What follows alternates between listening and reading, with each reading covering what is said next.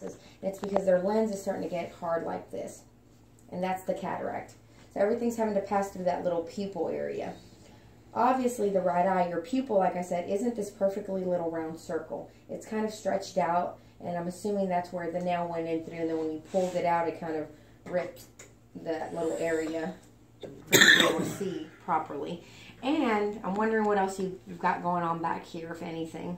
Like a retinal detachment or, you know, swelling, or I'm curious to see your exam afterwards, because usually when you've had trauma to the front of the eye, it can cause what we call sensory deprivation. So it's like the rest of the muscles in the back aren't working because you can't see, and that's when it starts to kind of wander. And I'm sure you've noticed that, you know, when you're looking straight with this eye goes somewhere else. So they're not functioning the way they normally should. These muscles should all be working properly together. Yours don't. But you grew up with it, you know, working, and then after that accident, something happened. So I'm wondering if there's something else going on in the back. Obviously in the front I can tell that's where the nail went through, but there's got to be something else going on back here. And that might just be because, you know, it stopped working because it couldn't see very well, and it put all the stress on the left eye to see, and so it didn't fully develop properly, or kind of, they die off sometimes. Those muscles die off. So I'm curious to see. But with the left eye, easy fix. It's about a 20-minute surgery. Makes a small incision right here on the cornea, breaks up the cataract, and puts an implant in there. The implant has like a prescription, kind of like your glasses or contact lenses would.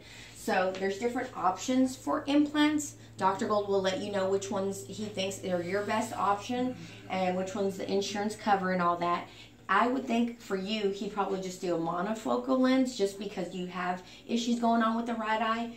The multifocal is a great option, but you don't get the full benefit of it unless you get both eyes done.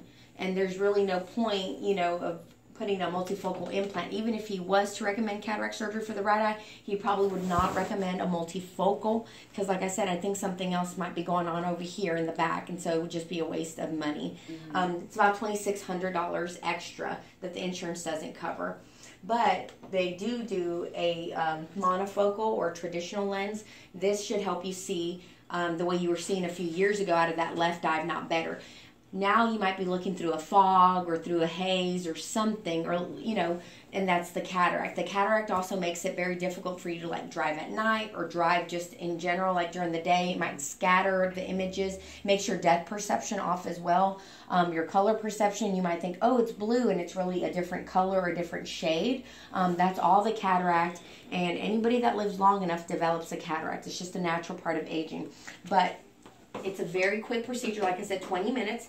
We do it here. We have our surgery center here in the back. And this is what he puts in. A little implant, just like that. Very tiny. Looks like that, one of those things right there. Okay. Yep. That's cool. Yep. So, today Dr. Gold will dilate both of your eyes. He'll let you know what's happened to that right eye, if there are any surgery options, or if he thinks, you know, this is the way it is, because a lot of times if it doesn't get fixed immediately, and maybe back then there was no options, but again, you saw a regular doctor too. You didn't see an eye doctor, or in a big city too. Sometimes those bigger cities can be like, oh yeah, they're doing this, and they send you somewhere else. But at that time, there might have not been any options. That might have been it. And so at least we can, you know, tell you what we should do for the left eye and help you see better. So that's pretty much the fun stuff for today. When is he going to do that? We normally book out a month in advance, so probably mid-April to the end of April. We'll find out today when he can do the procedure.